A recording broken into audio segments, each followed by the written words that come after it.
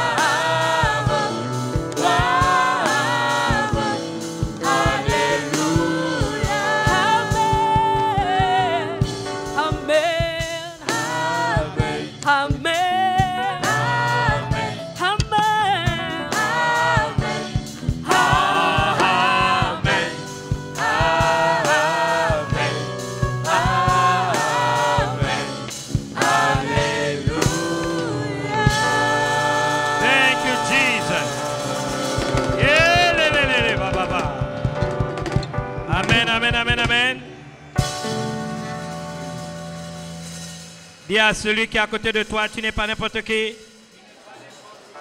Il est temps que tu te prennes un peu plus au sérieux.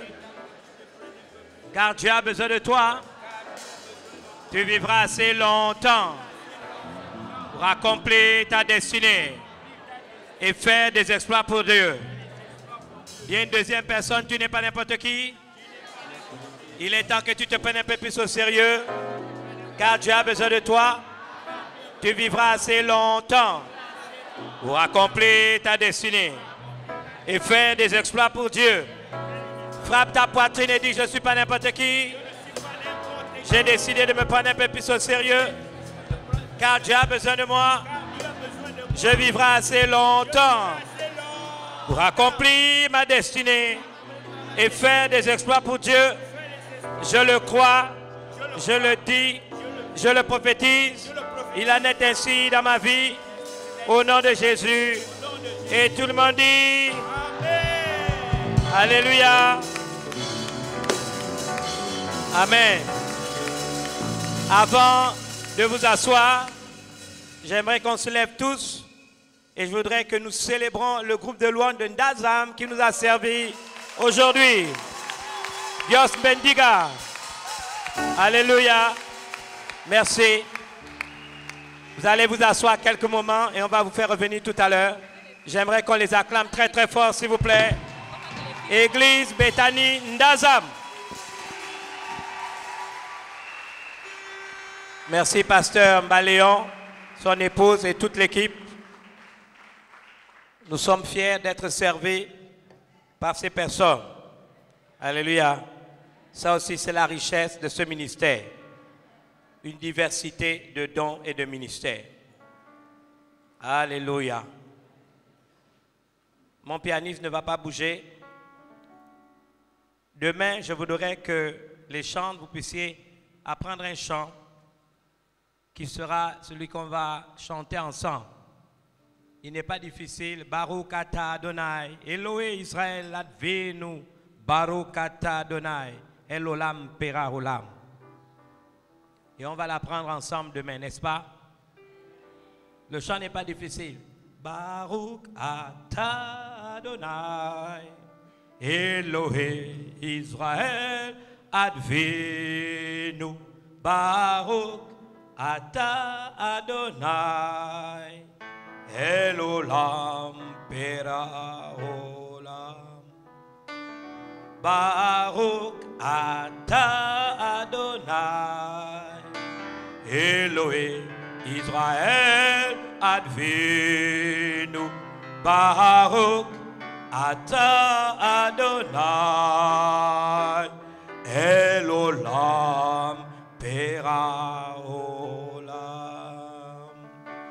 Baruch ata Adonai, Elohe Israël advenu, Baruch ata Adonai, Elolam pera olam. Simplement, cela veut dire béni sois-tu, Seigneur, Dieu d'Israël. Béni sois-tu, Seigneur, Dieu d'éternité en éternité. Alléluia. Nous avons ensemble commencé une thématique importante. Ce que nous enseignent aujourd'hui les 12 tribus d'Israël. Les 12 tribus d'Israël prises dans un sens prophétique. C'est-à-dire les 12 tribus d'Israël étant l'Israël spirituel qu'incarne l'Église. Et notre objectif, s'il vous plaît, est à nouveau de recevoir de notre Seigneur dans cet temps, dans cette saison qui s'inaugure aujourd'hui, qui s'inaugure maintenant, qui s'inaugure cette semaine, apprendre de notre Dieu tout ce qui est nécessaire pour que l'Église, Dieu puisse faire en sorte que tous les dons, les talents, les expertises, les ministères, les offices dont il a pourvu s'expriment afin que l'Église soit forte et capable de relever les défis de son temps.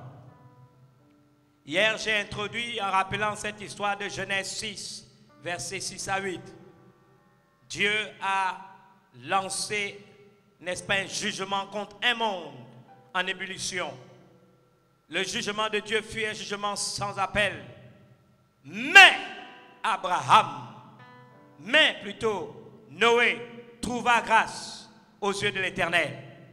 Au-delà de ce jugement sans appel, où le monde d'alors a été englouti par les eaux, qu'a fait Noé pour qu'il puisse, n'est-ce pas, être épargné, se distinguer et faire en sorte qu'un jugement qui a frappé tout le monde l'épargne, lui et sa famille.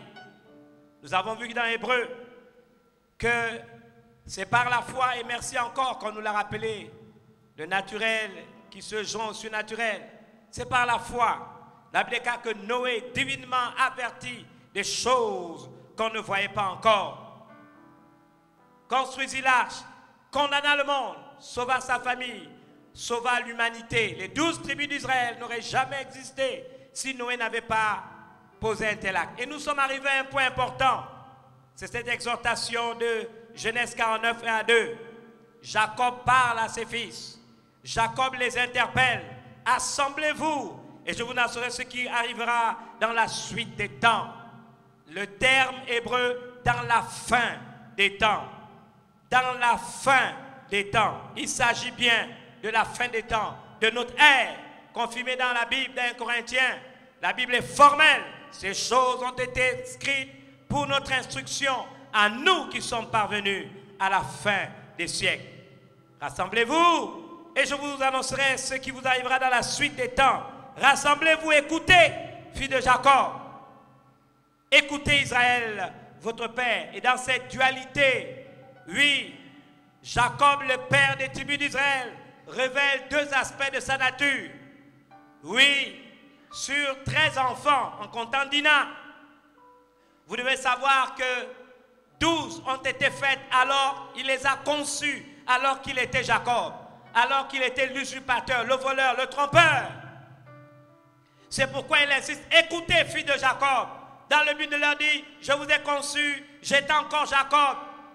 Il y a donc des gènes, il y a donc des monstruosités en chacun d'entre vous. Si ces choses résident, vous ne pourrez pas rentrer dans votre héritage. Et ce temps de la grâce qui vous est offert, vous ne pourrez pas y accéder, y être affecté. Mais il ajoute à dessein, écoutez Israël, votre père. En d'autres termes, je suis digne de confiance. Je suis digne de confiance. J'ai payé le prix. Je sais par quel chemin je suis passé. J'ai retrouvé mon identité perdue. Et alors, je suis digne de confiance. Vous pouvez m'écouter. Vous pouvez prendre les vérités que je vais vous partager comme étant réelles, comme étant vraies, comme étant capables de transporter votre vie, changer votre environnement et vous faire entrer dans votre héritage. Ce soir, nous allons parler de la tribu de Ruben. Raben. Mais avant, toujours dans le même esprit, parce que Jacob est le père des 12 tribus, j'introduirai, s'il vous plaît, en lisant encore quelques textes concernant Jacob. Je suis dans Genèse 32, 24 à 29. Jacob demeura seul. Alors un homme lutta avec lui jusqu'au lever de l'aurore. Voyant qu'il ne pouvait le vaincre, cet homme le frappa à l'emboîture de la hanche. Et l'emboîture de la hanche de Jacob se démit. Pendant qu'il luttait avec lui, il dit, laisse-moi aller car l'aurore se lève. Et Jacob répondit, je ne te laisserai point aller, que tu ne m'aies béni. Il lui dit, quel est ton nom? Et il répondit, Jacob. Il dit encore, ton nom ne sera plus Jacob, mais tu seras appelé Israël, car tu as lutté avec Dieu et avec les hommes. Tu as été vainqueur. Jacob l'interrogea en disant, fais-moi, je te prie, connaître ton nom. Il répondit, pourquoi demandes-tu mon nom? Et il le bénit là. Jacob appela ce lieu le nom de Péniel, car, dit-il, j'ai vu Dieu face à face et mon âme a été sauvée. Vous voyez, l'emboîture de la hanche est tout simplement la symbolique de l'habileté humaine de notre ami Jacob. Ce qui a permis à Jacob pendant de longues années d'être le trompeur, le voleur et d'atteindre par des moyens frauduleux des objectifs, certainement qui étaient dans les plans de Dieu. Combien d'entre nous pensent que la fin justifie les moyens? Mais j'aimerais dire à quelqu'un ce soir que chez Dieu, les moyens sont aussi importants que la fin. On ne peut pas toujours justifier, n'est-ce pas, tout ce qu'on fait. Les moyens, les méthodes, les voies, les chemins par lesquels on passe, qu'on utilise pour atteindre des objectifs, Dieu aussi les regarde. Dieu a un regard sur ça. Vous voyez, Jacob, pour qu'il retrouve son identité, permettez-moi de vous dire, devait répondre à une question et tu devras pouvoir y répondre tout au long de ce séminaire. Quel est ton nom? S'il fallait résumer ce qu'on a dit par une seule thématique, j'aurais dit bénédiction, tout court ou élection. Les cassettes ont déjà été DVD ont été déjà gravés. On attend que ceux à qui j'ai demandé de le faire puissent mettre les jaquettes. Ils n'en ont pas eu cet après-midi. Donc dès demain, vous aurez des cassettes à votre disposition pour ceux qui en veulent. Des DVD. Donc hier, c'est bénédiction tout court ou élection. Rappelez-vous dans Genèse 21, 12, nous avons vu que Dieu a parlé à Isaac. Il a dit à Abraham, il a dit à Isaac, c'est à Abraham, c'est d'Isaac que tu auras une postérité qui t'est propre. Isaac avait 2 fils. Le premier s'appelle Ésaü. Le deuxième s'appelle Jacob. Statutairement parlant, c'était à Ésaü de récupérer l'onction patriarcale. Il était le premier fils. Mais nous avons vu dans la même parole de Dieu que Dieu a dit qu'il a aimé Jacob, il a haï Ésaü. Il fut dit à cette mère que le premier, l'aîné, sera assujetti au plus petit. Il nous a fallu aller plus loin dans Jérémie 49, verset 10, pour découvrir qu'en Ésaü, il y avait quelque chose. En Ésaü, il y avait des dispositions intérieures qui l'empêchaient de reproduire. Des dispositions intérieures qui l'empêchaient de survivre. C'est pourquoi Dieu ne pouvait pas compter sur Ésaü. Il l'a disqualifié. Il ne pouvait pas compter sur lui. Si Ésaü était devenu patriarche, les 12 tribus d'Israël ne seraient pas arrivées. Mais qu'est-ce qu'on peut reprocher à Ésaü? C'est d'avoir refusé de retrouver son identité propre. La question est la suivante. Comment fait-on pour retrouver notre identité? La réponse est simple. On doit se retrouver dans un lieu qui s'appelle Pénuel. On doit se retrouver dans un endroit isolé, seul, face à face avec Dieu. Et on doit pouvoir reconnaître notre nature, qui nous sommes aujourd'hui réellement, là face à Dieu. Là, il était seul, pas d'amis, pas de parents, pas de frères et sœurs en Christ, seul avec lui-même. Ce lieu que j'appelle le rendez-vous du combat singulier, le combat qu'on a avec nous-mêmes, avec notre vieille nature. La Bible dit que nous devons nous dépouiller du vieil homme. Ce travail-là se fait seul devant Dieu. Et alors que Dieu nous regarde dans les yeux, alors que notre péché, n'est-ce pas, est révélé devant Dieu, Dieu ose nous dire, quel est ton nom? Et là, à un instant précis, alors que Dieu l'avait frappé à l'emboîture de la hanche, j'aime bien une autre verset, en hébreu ce n'est pas écrit emboîture, c'est écrit le creux de la hanche. Et ce que j'aime avec le mot le creux de la hanche, c'est qu'en hébreu creux c'est kaf, le milieu de la hanche, le centre même de son habileté. Dieu a frappé dessus. Au centre de son ingéniosité, Dieu a frappé dessus. Et là, seul avec lui, quel est ton nom? Il a avoué, je suis Jacob, je suis le voleur. C'est seulement quand tu reconnais ta nature devant Dieu, alors Dieu change ton nom.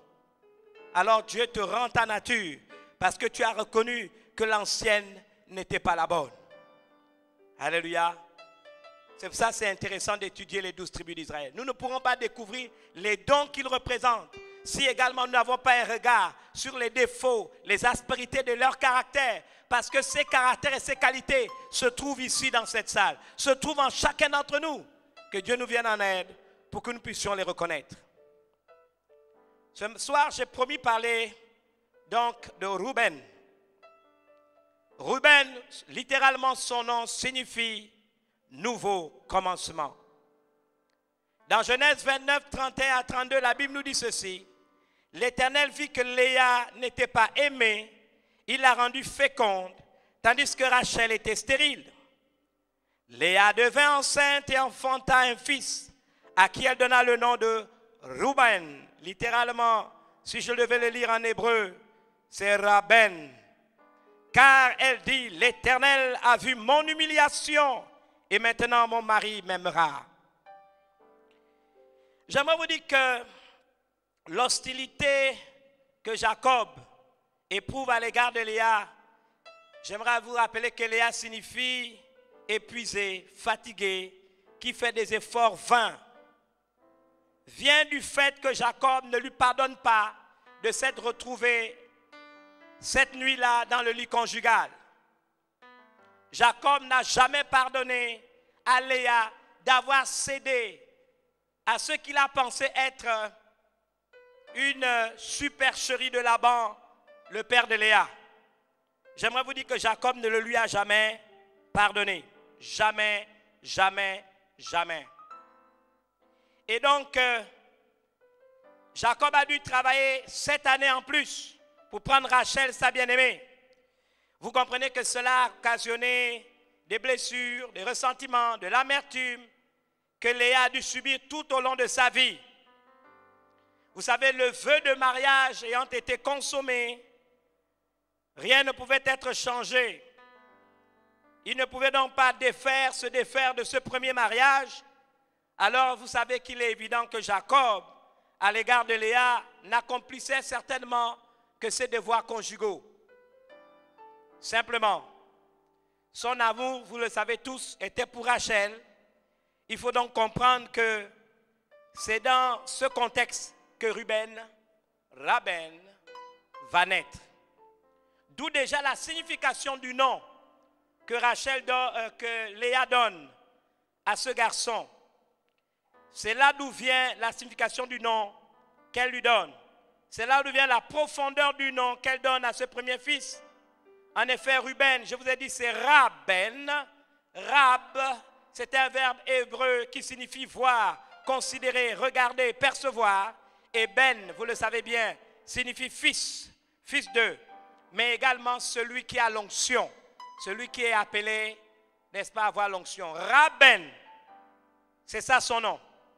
Elle s'écrit Ruben, c'est-à-dire voici un fils. Et c'est à Jacob qu'elle s'adresse, comme pour lui dire, Dieu a ôté mon opprobre. Je t'ai donné un héritier. Dieu m'a justifié. Et quand elle dit Raben, elle se dit, pouvons-nous, cher mari Jacob, pouvons-nous reconsidérer les bases de notre union?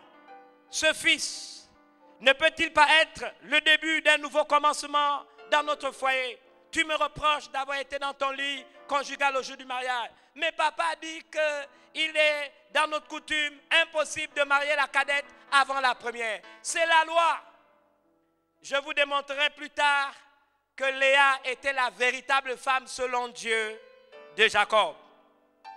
Mais quand ce fils naît, l'opprobre est ôté et elle ose lui dire Raben, Ruben, un nouveau commencement. Elle pense, cette femme dont je vous ai déjà donné la signification, épuisée, fatiguée, qui fait des efforts vains, elle pense à cet instant que son mari va l'aimer, qu'enfin les regards envoûtés de Jacob vers Rachel vont se détourner pour venir vers elle, parce que c'est elle qui lui donne le fils, alors que Rachel continue à être stérile.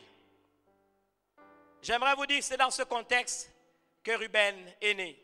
Et je crois, en ce qui me concerne, que c'est pourquoi les Rubénites, il y en a beaucoup ici, ce soir dans cette salle, ont pour symbole le soleil levant. C'est le symbole de la tribu de Ruben, un soleil qui se lève. Le soleil donc levant, c'est important de le noter, parce que dans la pensée de celle qui donne le nom Léa, elle pense, elle croit, un nouveau commencement arrive. Donc une nouvelle histoire va s'écrire. Je disais tantôt, voici pourquoi les Rubénites ont ce symbole, le soleil levant, donc qui révèle le nouveau commencement. Mais ils ont aussi un deuxième symbole, c'est une plante qu'on appelle la mandragore. Mandragore qui est symbole d'amour, de passion dans ce qu'ils font. J'aimerais vous dire que je ne suis donc pas étonné que la pierre qui représente la tribu de Ruben dans le pectoral et l'éphod du souverain sacrificateur, c'est la sardoine. La sardoine a un deuxième nom, c'est le rubis. Le rubis, comme la sardoine, c'est la même chose, est de couleur rouge, rouge sang. Cette couleur rouge sang qui évoque le sang de l'agneau de Dieu qui est venu pour ôter tous les péchés du monde. C'est pour ça que je crois qu'aucune œuvre, aucune famille, aucune église, aucune nation n'a le droit de se priver des Rubénites. Ah, si vous êtes Rubénite, votre marque de distinction, c'est l'amour, la compassion pour les autres, la prévenance, l'anticipation pour empêcher les autres de souffrir. Seuls les récits bibliques vont pouvoir affirmer, attester que tels sont les Rubénites.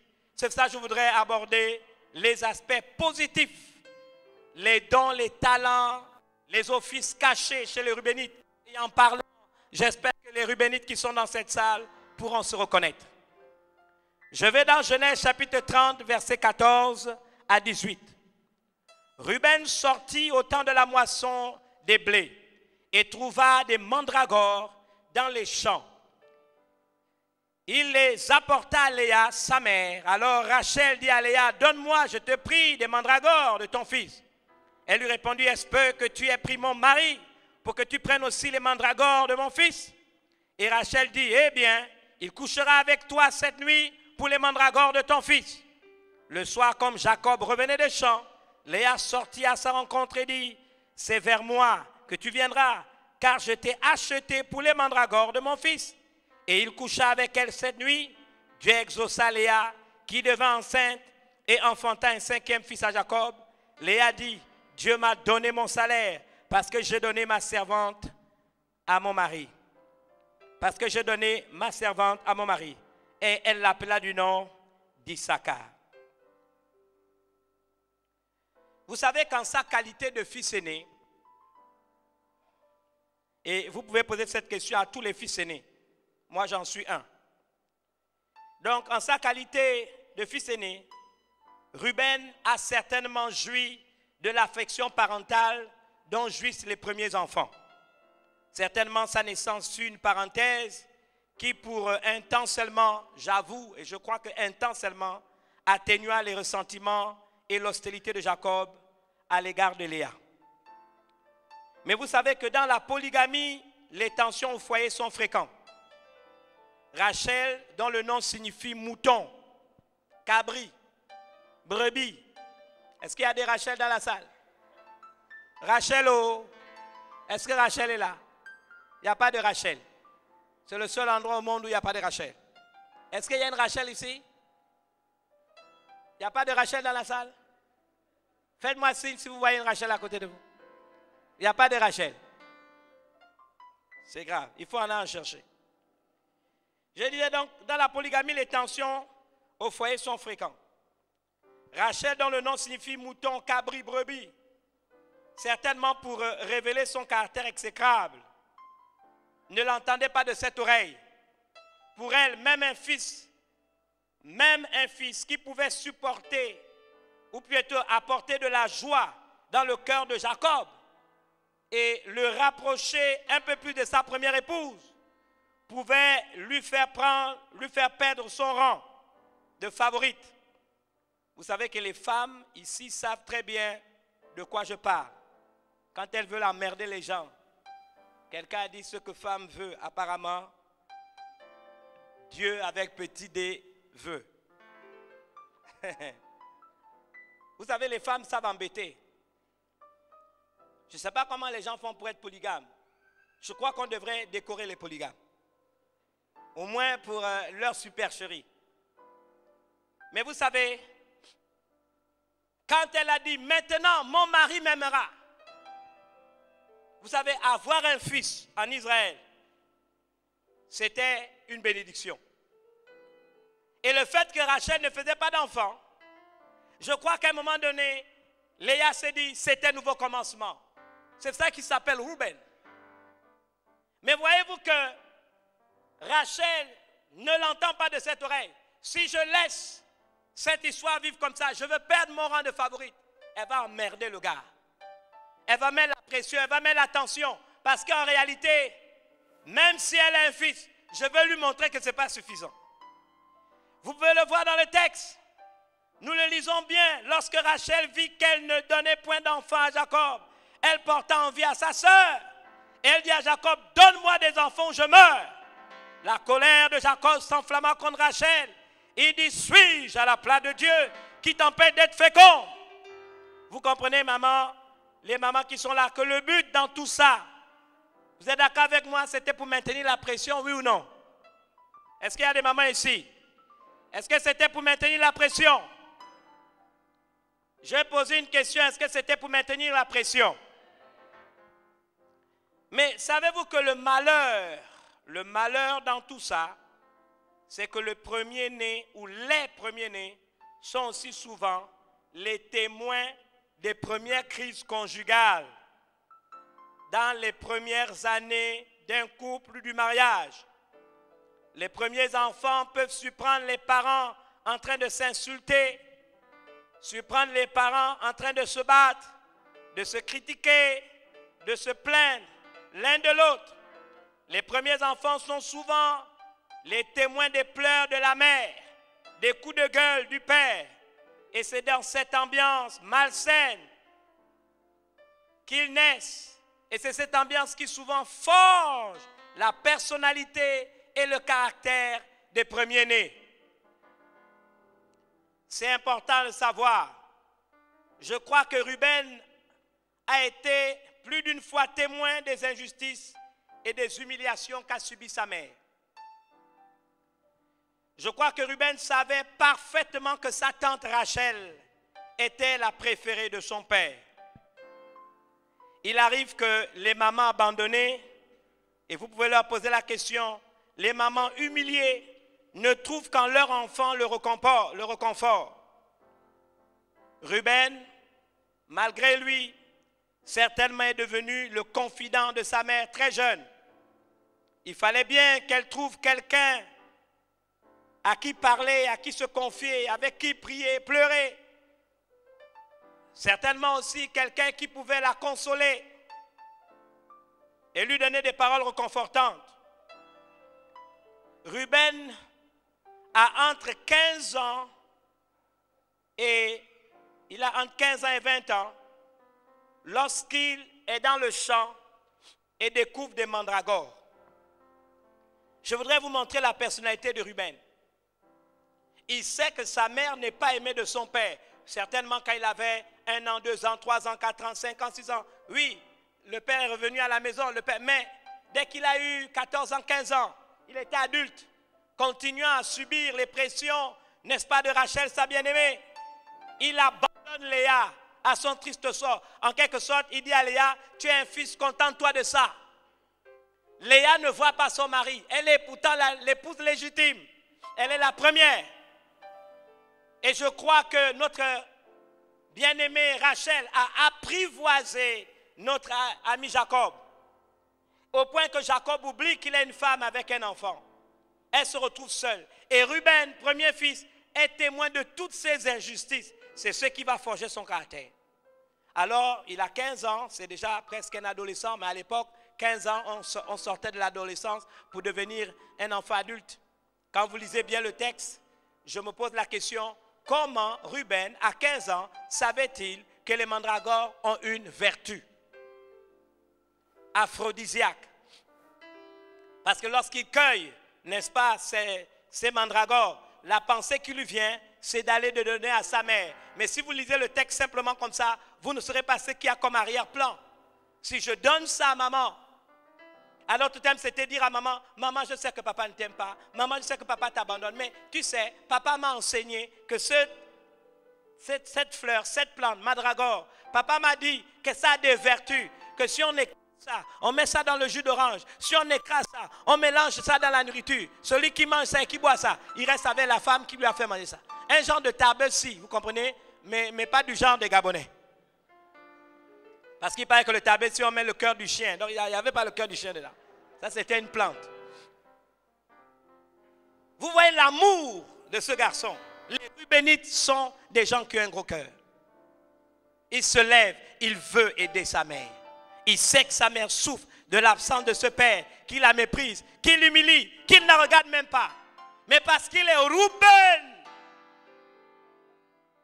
son nom, un nouveau commencement.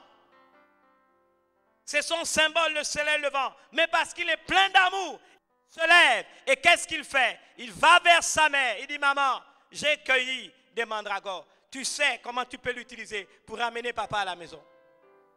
Un gros cœur. Mais si vous lisez le texte, on l'a vu ensemble.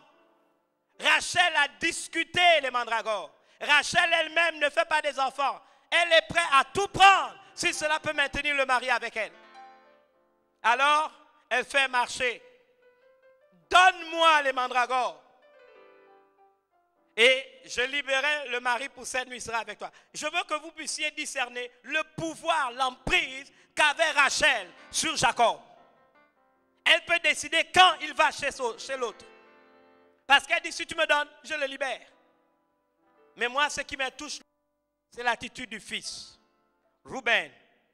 Oh, il savait les propriétés de cette plante. C'est pour ça que moi, j'aime les Rubénites. Ils sont toujours attentionnés. Ils sont toujours interpellés aux besoins des autres. Je crois que cette histoire est fabuleuse. Parce qu'un fils trouve une plante qui a des vertus amoureuses dans le champ, la porte à sa mère pour qu'elle puisse en user afin de ramener son père à la maison. Un peu d'attention pour sa mère. Bien-aimé, pas étonnant que l'amour est la marque numéro 1 de nos amis rubénites. Pas étonnant que le rubis, j'ai parlé de la sardoine, comme le rubis, la couleur rouge, est leur marque, le sang qui évoque ce que Jésus a fait par amour pour nous sur la croix. Je suis très frappé par le témoignage de ce jeune homme.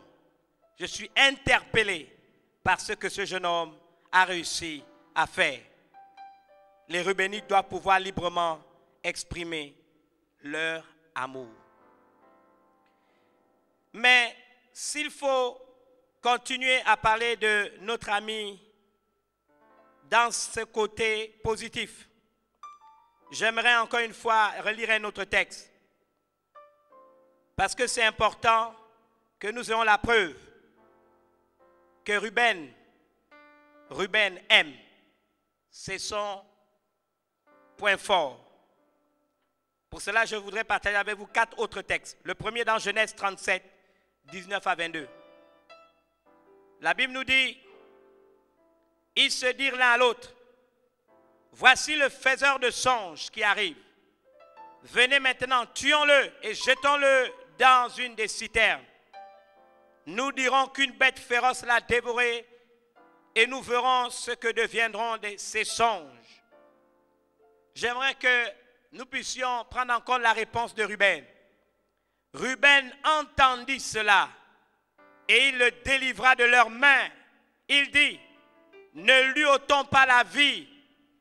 Ruben leur dit, ne répandez point de sang. Jetez-le dans cette citerne qui est au désert et ne mettez pas la main sur lui. La Bible affirme, il avait le dessein de le délivrer de leurs mains pour le faire retourner vers son père. J'aimerais que vous puissiez intégrer que Ruben est le fils aîné de Jacob avec Léa. Et que Joseph est le premier fils de Jacob avec Rachel. Jusque-là, tout le monde comprend? Nous savons tous que Jacob aimait Joseph, oui ou non? Plus que tous les autres. Et que Jacob même lui avait donné le manteau patriarcal, ce manteau à plusieurs couleurs. Ça veut dire, il avait déjà décidé de faire de Jacob, avait déjà décidé de faire de Joseph son héritier, celui qui allait commander la famille.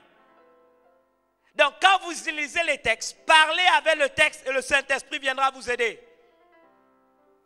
C'est-à-dire que Ruben avait toutes les raisons d'avoir du ressentiment et de la haine pour Joseph.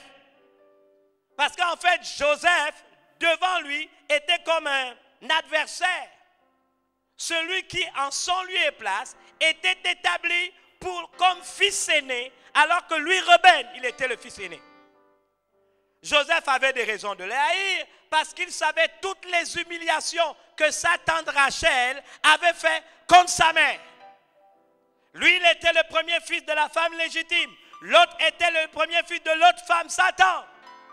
Je pense donc que Ruben avait une occasion d'en finir avec Joseph.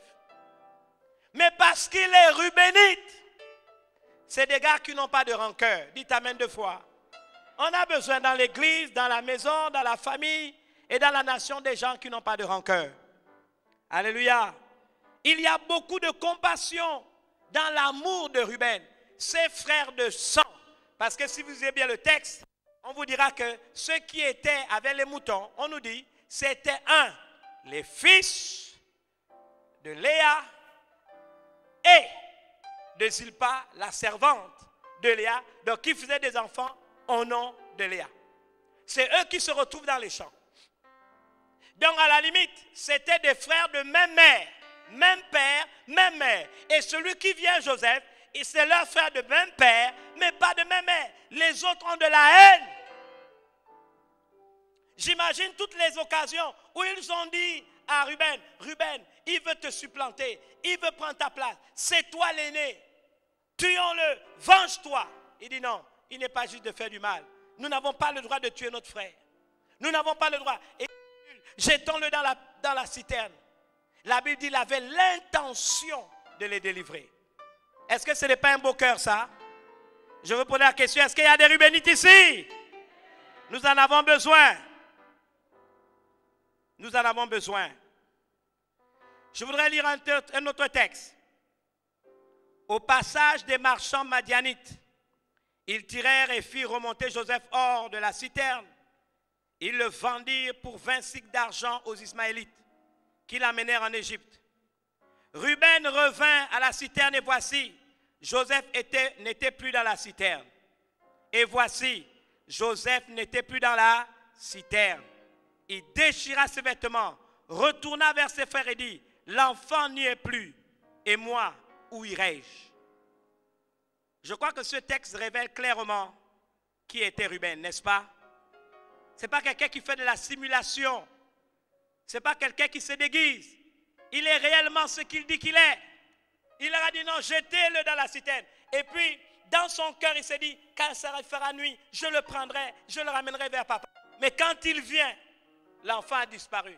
Où irai-je? Il s'est écrié, que vais-je devenir? Il a déchiré son vêtement. Il était désolé. C'est vraiment quelqu'un au gros cœur. C'est vraiment quelqu'un qui aime. Alléluia. Est-ce qu'il y a des Rubénites dans cette salle? Il aime, amour, prévenance, compassion.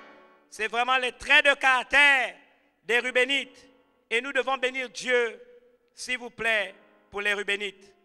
Nous devons remercier Dieu d'avoir de telles personnes dans l'Église, dans nos familles et dans la nation. J'aimerais lire un autre texte. Ils se dirent l'un à l'autre, oui, nous avons été coupables envers notre frère, car nous avons vu l'angoisse de son âme quand il nous demandait grâce, et nous ne l'avons point écouté. C'est pour cela que cette affliction nous arrive. Ruben, prenant la parole, leur dit, ne vous disais-je pas, ne commettez point un crime envers cet enfant, mais vous n'avez point écouté, et voici son sang nous est redemandé. Ils sont maintenant devant Joseph, gouverneur de l'Égypte. Mais ils ne le reconnaissent pas. Joseph a un souci. Il veut voir son frère. Et il commence à compliquer la situation de ses frères que lui, il a reconnus. Et là, il commence à leur poser des questions. Vous êtes combien? Combien de frères avez-vous? Il commence à balbutier. Oui, nous étions en réalité 12. Il y a un qui a disparu. Nous ne savons pas qui est mort. Nous ne savons plus où il est. Et ils ne savent pas qu'il parle de la personne qu'ils ont vendue. Et là, il dit, mais où est l'autre? Oh, il est resté avec papa. Il commence à compliquer la chose. Il commence à les traiter d'espions. Et là, pendant qu'ils font un apartheid, les gars commencent à avoir du remords. Vous savez, à cet instant précis, Ruben aurait pu dire à celui qui ne reconnaissait pas, même s'il ne reconnaissait pas, il aurait pu dire, ces bandits-là, qu'est-ce qu'ils ont fait? On l'a mis dans la citerne, ils l'ont vendu. Non, il prend ça sur lui. Parce qu'un Rubénite, même quand les autres ont tort, il ne va pas œuvrer à les culpabiliser ou à les enfoncer. Il a dit, voilà, cette chose nous est redemandée. Il interpelle leur conscience et il interpelle sa propre conscience. Genèse 42, 36 à 37. Jacob, leur père, leur dit, vous me privez de mes enfants. Joseph n'est plus, Siméon n'est plus, et vous prendrez Benjamin. C'est sur moi que cela retombe. Ruben dit à son père, tu feras mourir mes 2 fils. Si je ne te ramène pas Benjamin, remets-le entre mes mains et je te le ramènerai. Vous devez savoir que Joseph avait une envie. Du ventre de sa mère, ils ne sont que 2. Et apparemment, depuis de longues années, il n'a plus revu Benjamin. Il veut revoir son frère. Alors qu'est-ce qu'il fait? Et vous saurez demain pourquoi c'est Siméon qui l'a mis en tôle. Il va prendre Siméon en otage. Et vous saurez demain pourquoi Siméon. Il a mis Siméon dans les geôles. Il a dit, vous allez me rechercher l'autre. Si je ne le vois pas, Siméon ne sort pas d'ici. Alors les voici, ils retournent vers leur père. Ils racontent l'histoire. Ils disent à papa, on a un problème. Siméon a été arrêté. Il est en tôle. Si on ne ramène pas Benjamin, Siméon mourra dans la prison. Le père commence à dire non. J'ai déjà perdu Joseph, le fils de ma bien-aimée, celui sur qui j'avais investi tout mon espoir. Maintenant, vous voulez me prendre Benjamin. Benjamin signifie fils de ma droite. Littéralement, celui sur qui je veux m'appuyer dans ma vieillesse. Vous voulez maintenant le prendre? Il ne bouge pas. Mais voilà encore, il faut à cette réunion un Rubénite qui se lève. Et Ruben dit à son père, papa, je comprends ta souffrance. Tu as perdu Joseph. Tu ne veux pas perdre également Benjamin. Mais Siméon en tôle. Je ne peux pas accepter que Siméon meure en Égypte. Papa, je fais un deal avec toi. Donne-moi l'enfant. Il sera sous ma responsabilité. Si j'ose ne pas te le ramener, prends mes 2 fils, tue-les à la place de Benjamin que je ne t'amènerai pas. Vous voyez, les Rubénites sont des gens qui sont prêts à sacrifier leur vie pour les autres. Et on a besoin des Rubénites, des gens qui peuvent sacrifier leur vie pour l'intérêt général. Oh, ils ne sont pas nombreux les Rubénites, mais Dieu en a besoin. Des gens qui sont prêts. Il a dit, si je ne ramène pas l'enfant, il aurait pu dire, Ruben est déjà âgé, Ruben a déjà vécu sa vie, il n'a qu'à mourir. Non, non, non, non, c'est mon frère. Ruben doit être délivré. Et il est prêt à sacrifier ses 2 enfants pour retourner en Égypte, faire sortir Siméon et revenir avec Benjamin et avec Siméon. Je voudrais dire à quelqu'un, ça c'est les Rubénites. Et Dieu seul sait que nous en avons besoin dans nos familles, à l'église et dans la nation. Je voudrais terminer avec les aspérités, les côtés négatifs, ce ne serait pas long. Mais je voudrais dédier un verset à tous les Rubénites qui sont ici ce soir. La Bible déclare que la charité soit sans hypocrisie. Ayez le mal en horreur, attachez-vous fortement au bien. Par l'amour fraternel, soyez pleins d'affection les uns pour les autres. Par honneur, usez de prévenance réciproque. Nous sommes dans Romains 12, versets 9 à 10. Je crois que ça c'est un des textes que nous pouvons dédier aux Rubénites. Vous devez, si vous vous reconnaissez comme étant Rubénite, vivre et exercer vos dons, vos talents dans l'église, mais aussi au sein de vos familles, au sein de la nation. Je voudrais dire qu'il n'y a pas meilleure façon de se révéler Rubénite. C'est le cœur, c'est l'amour, c'est la prévenance, c'est le fait de prendre soin des autres et de leur manifester le même amour que Jésus a manifesté pour chacun d'entre nous. Je voudrais conclure en vous disant que parler de Ruben ne serait pas complet si je ne vous révèle pas les aspects négatifs qui exigent un travail sur soi. Hier, je vous ai donné le mot enthousiasme. J'y reviendrai demain. Et le mot enthousiasme, c'est intheos ou. Intheos ou veut dire quelqu'un qui est pénétré du souffle de Dieu, qui a permis au souffle de Dieu de le pénétrer de l'intérieur. Et souvent, lorsque les enfants de Dieu ne sont pas enthousiastes, ça se voit. dans leur engagement dans l'Église, dans leur manière de faire. Ésaü est disqualifié parce qu'il n'a jamais été enthousiaste au fait qu'il était le fils qui devait devenir patriarche. Il n'a pas été pénétré, il n'a pas été inteus ou, il n'a pas permis à la pensée de Dieu, à la vision de Dieu, de le pénétrer, au souffle de Dieu, de le pénétrer pour faire ce qu'il était censé faire. Si vous êtes un Rubénite, Dieu a mis l'amour en vous. Votre responsabilité, c'est de vous occuper des autres, c'est de vous inquiéter de ceux qui souffrent, d'aller vers eux. Vous risquez d'avoir des problèmes. Soyez donc enthousiastes. Si vous reconnaissez que vous êtes un Rubénite, et pendant qu'on a parlé des qualités, vous vous dites, tiens, c'est comme ça que je me comporte. Tiens, c'est ce que je fais. Tiens, il m'arrive d'agir comme ça. Alors faites-le dans le zèle, dans la force, avec joie. N'ayez pas honte d'être un Rubénite parce que Dieu en a besoin. Soyez-le à l'église, soyez-le dans votre famille et soyez-le dans la nation. Dites Amen 2 fois. Nous sommes dans Genèse 35, 22. Je vais conclure. Pendant qu'Israël habitait cette contrée, Rouben alla coucher avec Bila, concubine de son père. Et Israël l'a pris. Les fils de Jacob étaient au nombre de 12. S'il vous plaît, il est bien de rappeler qu'ici, que Bila, la servante de Rachel, signifie peureuse, timide, réservée. Je pense que le caractère rude, exécrable de Rachel avait dû renforcer ses dispositions intérieures de Bila. Elle était timide, peureuse, réservée. Elle avait peur de tout. Le genre de personne qui se fait rabrouer du 1er janvier au 31 décembre. J'imagine le caractère exécrable de Rachel. Rachel devait l'engueuler, peut-être en faire même sa serpillère. J'aimerais que vous puissiez un instant comprendre le contexte. Rouben va coucher avec Bila. Bila avait à peu près le même âge que Ruben. Vous voyez, autant nous reconnaissons les dons, les talents des Rubénites. Nous savons qu'ils sont pleins d'amour, pleins d'affection pour les autres. Nous le savons. Nous pouvons nous réjouir que ce sont des gens extraordinaires.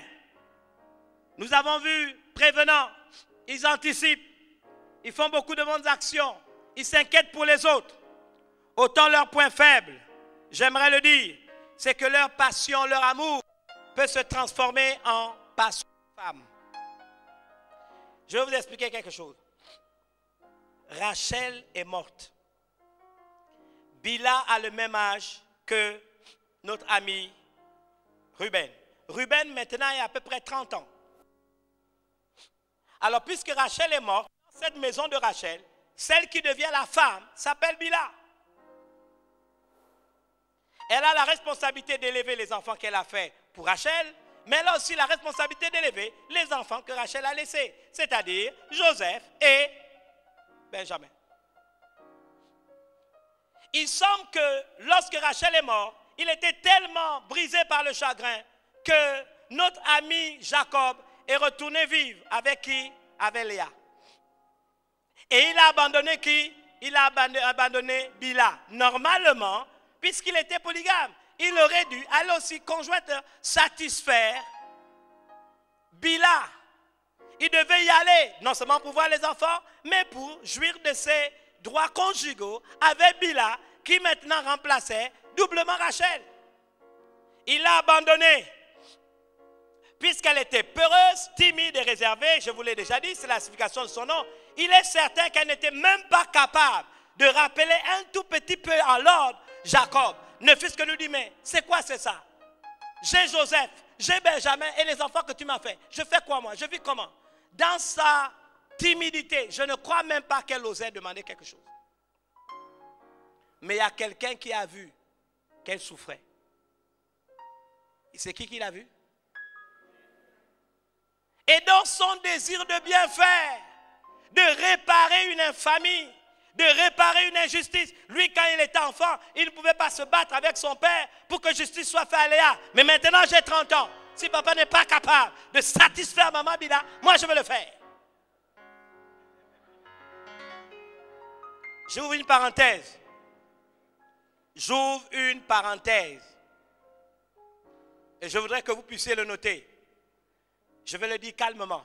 Écoutez ça.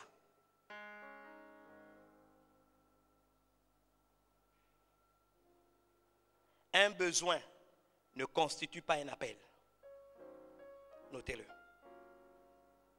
Tous les besoins que vous voyez ne constituent pas des appels.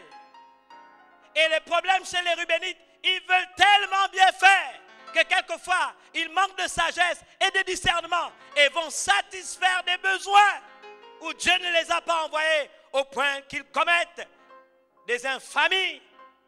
Parce que ce qu'il a fait, ça s'appelle l'inceste. Oui, quelquefois, leur compassion va au-delà de la compassion. Leur amour va au-delà d'un amour mesuré. Et alors, ils tentent, n'est-ce pas, de bien faire, de répondre à tous les besoins qui sont devant eux, au péril de leur consécration. Voilà la faiblesse numéro 1 des Rubénites. Combien de Rubénites, oh, j'en sais des choses, se sont endettés parce qu'ils voulaient faire du bien à des gens, se sont fait rouler dans la farine. Il faut quand même, pour Ruben, avoir de la sagesse et du discernement, au-delà de l'amour. Parce que Satan lui-même se transforme aussi en ange. Vous connaissez la suite, de lumière.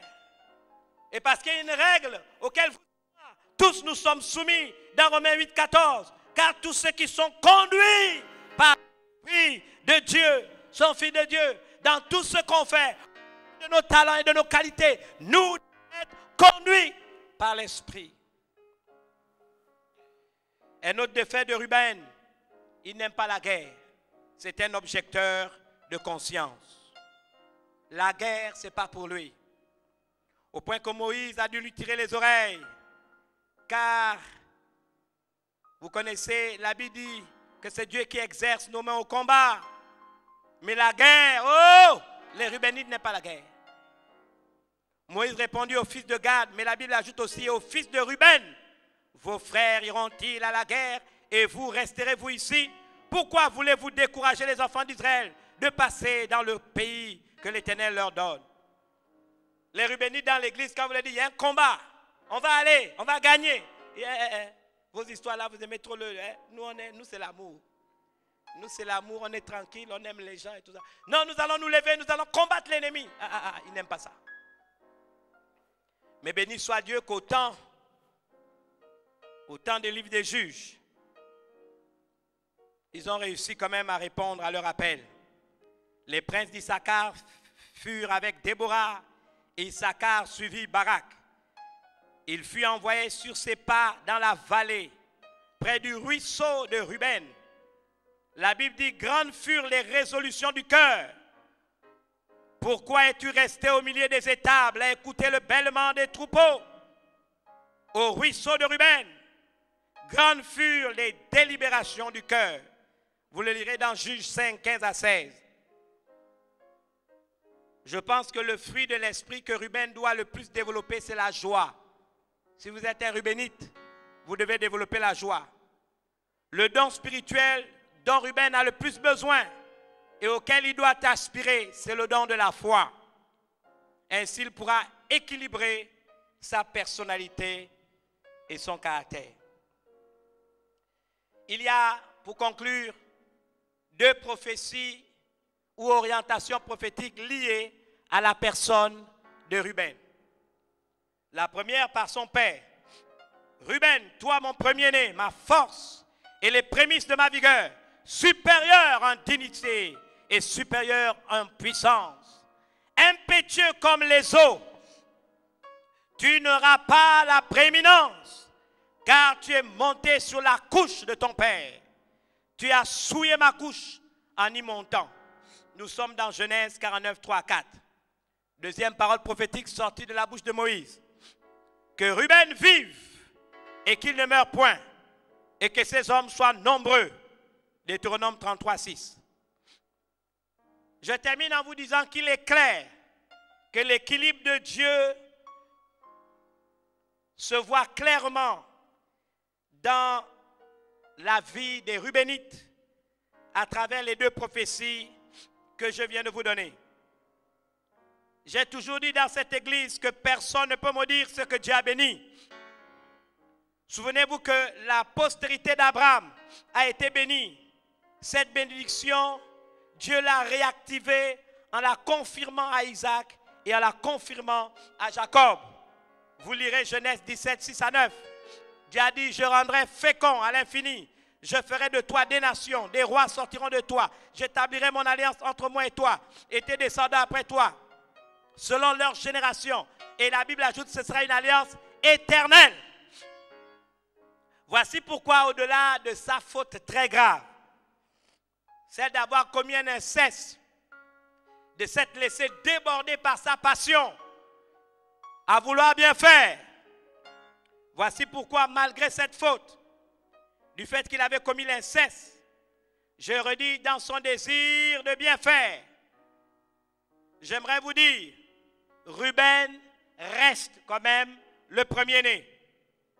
La force et la vigueur de Jacob, devenu Israël.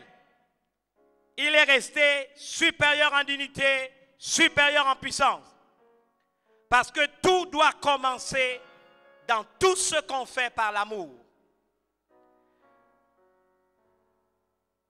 Même lorsque nous tombons très bas, nous pouvons faire appel au sang de Jésus, au sang de l'agneau, pour purifier notre conscience des œuvres mortes. C'est pourquoi sa pierre, c'est le rubis, c'est le sardoine. Mais Dieu qui connaît les cœurs, juge toujours avec justice.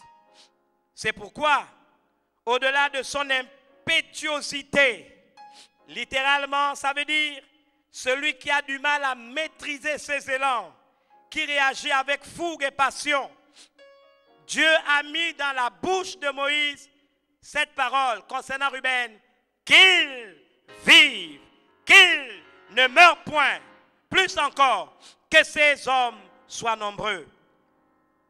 Voici pourquoi il est le premier cité dans la première rangée des pierres qui ornent le pectoral du souverain sacrificateur, parce qu'il est la prémisse de la vigueur. Voici pourquoi il est le chef des tribus, placé au sud du tabernacle. C'est lui et sa bannière qui commandent le positionnement dans le sud du tabernacle, parce qu'il est premier, le fruit de la vigueur, parce qu'il est supérieur en dignité, parce qu'il est supérieur en puissance. La seule chose qui lui a été ôtée, et je veux que vous puissiez le savoir, et Dieu l'a permis, c'est la prééminence, c'est-à-dire la royauté ou l'autorité de droit. C'est ce qu'on lui a enlevé. Et vous allez me dire pourquoi? Parce que lorsqu'on est chef, tout ne se règle pas par l'amour. Tout ne se règle pas par la compréhension. Il faut des doses d'exigence. Quand on est chef, il faut des doses d'impartialité. Il faut des doses de correction, des doses de remontrance. Et surtout la capacité de donner une direction et exiger que l'armée soit en ordre de bataille. Donc, qu'est-ce que Dieu a fait? Je l'ai déjà béni. Il a commis une faute. Mais Dieu, c'est lui qui regarde les cœurs. Il a voulu bien faire, mais manquant de sagesse, manquant d'intelligence et de discernement, il a commis l'inceste. Mais quand la prophétie est venue, son propre père a maintenu. Fruit de ma vigueur, fruit de ma force, puissant en dignité, puissant, premier en dignité et en puissance. Mais à cause de son impétuosité, cette nature, cette fougue, cette chose qu'il ne peut pas souvent maîtriser, on lui a enlevé la prééminence. Il n'a pas l'autorité de droit. Je l'ai dit pourquoi? Parce qu'un chef ne peut pas gouverner que par l'amour. Si vous êtes devant et que vous dirigez un peuple, ce n'est pas l'amour seulement qui dirige. Il faut l'amour, mais il faut une dose de correction, une dose de direction, une dose de don. Sachant qu'il ne pouvait pas le faire, on lui a seulement enlevé le droit à la royauté. Parce qu'il ne pouvait pas. Et c'est ça le problème, souvent chez les Rubénites. J'aimerais finir, j'ai même déjà fini, en disant ceci. Ne jugeons pas les Rubénites. Ils ont une très grande force intérieure. Ils sont capables de faire des grands exploits. Et Dieu veut que les Rubénites soient nombreux, nombreux, nombreux, nombreux. Il est donc de notre responsabilité à tous de les encourager à exercer librement l'office qui est le leur dans la maison de Dieu.